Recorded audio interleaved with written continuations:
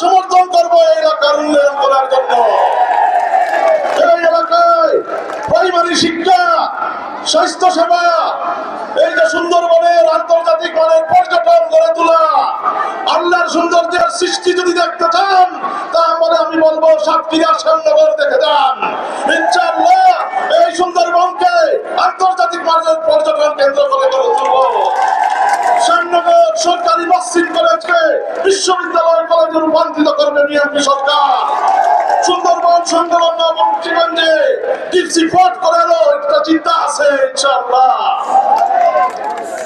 উপকূলীয় এলাকার নদী ভাঙ্গন রোধে যাতে স্থায়ী বেড়াবাঁধ নির্মাণ করা হয়, এইগুলোর ক্ষেত্রেও বিএনপি সরকার বিশেষভাবে দায়িত্ব নিবে ইনশাআল্লাহ।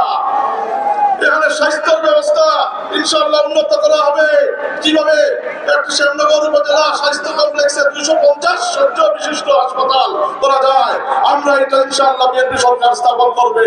এইগুলোর জন্য দরকার ধানের শীষের প্রতীকে 12 তারিখ জুড়ালো ভোটের আহ্বান জানানো আপনাদের।